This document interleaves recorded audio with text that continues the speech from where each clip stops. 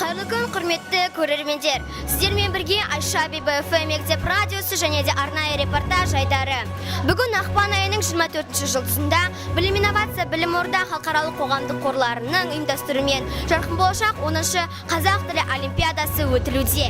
Бірлі додаға қатысқан сайыпқандар, тілші әдебиетшілер, сөз мәнері, әнші бұлбұлдар, жас ғалымдар және жазушылар бағыттары бойынша бақтарын сынасты. Біз дәл қазір сіздерді тілші әдебиетшілер бағытының барысымен таныстыратын боламыз.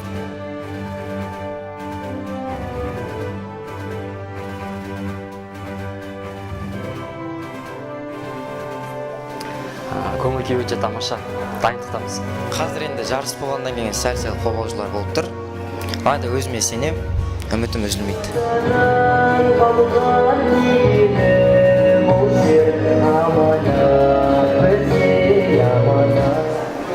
Қобалжу бар. Көңіл-күйім өте жақсы. Өз-өзіме сенімді болып тұрмын.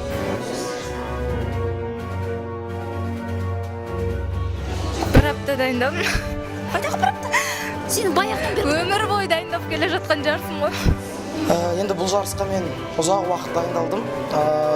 Алдыңғы жылы да қатысамын ба деген үміт болған едім. Сондықтан алдыңғы жылдан бері дайындалып, қызу дайындық жүрді. Мен жарысқа шынымды айтсам өте аз дайындалдым. Үшеуін тамағым қатты ауырып қалды, сол себепті өте қатты қобалжып тұрмын. Осы жарысқа 2 апта дайындалдым.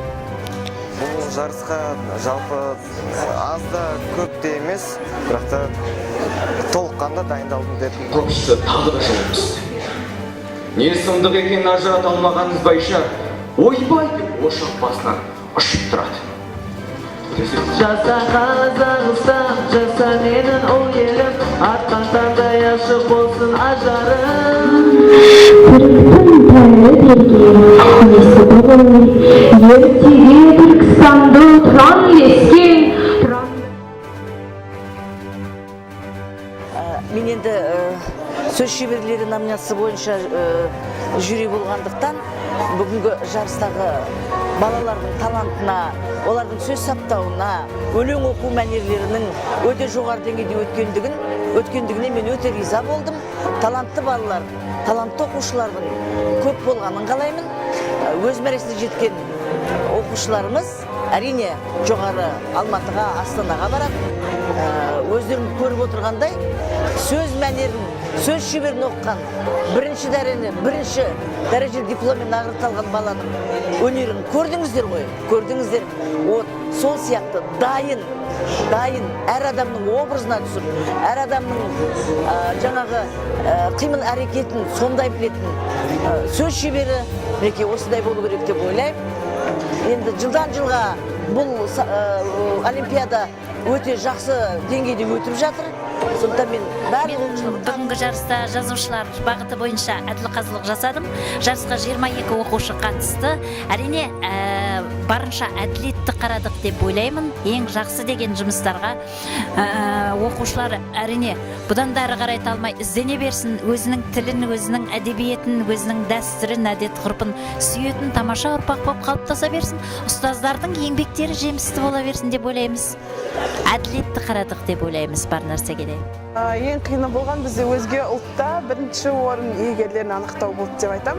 Негізі жалпы оқушылар деңгейде болмады, көбісі орташа деңгейде болды, тіпті өте төмен келген жұмыс әкелген оқушылар да болды, сол үшін қатты қиындық болмады. Көп оқушылар реферат пен зерттеу жұмысының айырмашылығын білмейді деп ойлаймын. Өйткені көп оқушылар келген, бір зерттеу жұмысы тыңғылықты тақырып жоқ, тыңғылықты идея жоқ, жай ғана жұмыспен интернетте бар мәліметті ғана келген. Жалпы Әділқазылық алқасында ең Әділқазылық алқасының төрайымы, ең басты жауапты шығаратын кісі университеттен келеді, сол кісі.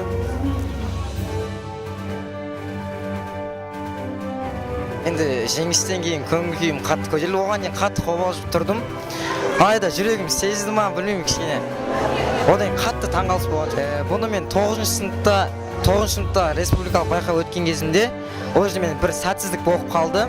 2 жыл күткеннен кейін тағы да арманыма бір қадам жасадым.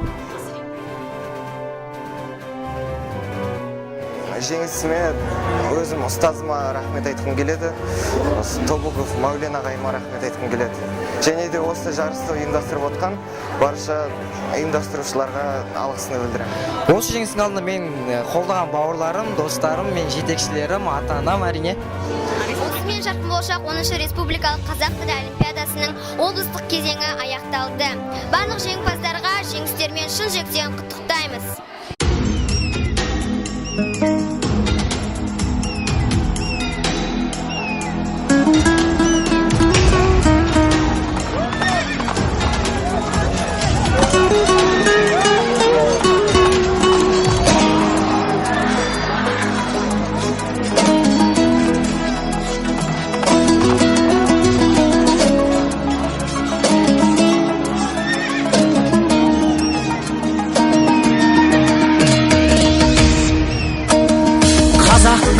Туымағанда нетерем, бұл жалғаннан бақыт таппай өтерем. Желдей жүрік жылқы мінбей жалғанда, аламанда ат оздырмай кетерем. Қазақ болып туымағанда нетерем, өкініштен өртенерем өтемен. Қасиетті домбыраны қолға алмай, қоңыр үнді әуелетпен кетерем.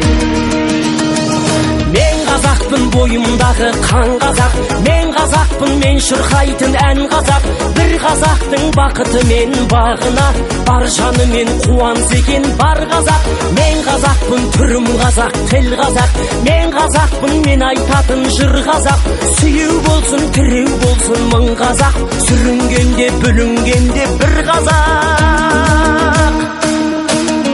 Қазақ болып туымағанда нетерем, қалай басқа байрақтарды көтерем. Жеті бірдей қазынамнан айрылып, жет атамды жаттай алмай кетерем. Қазақ болып туымағанда нетерем, қонақ жайлық жайын білмей кетерем. Қымыз шұбат қазы қарта құртмайсыз, қадыр қашып қарным ашып өтерем. Қазақпын, бойымдағы қан қазақ, мен қазақпын, мен шырқайтын ән қазақ. Бір қазақтың бақыты мен бағына, бар жанымен қуанса екен бар қазақ. Мен қазақпын, түрім қазақ, тіл қазақ,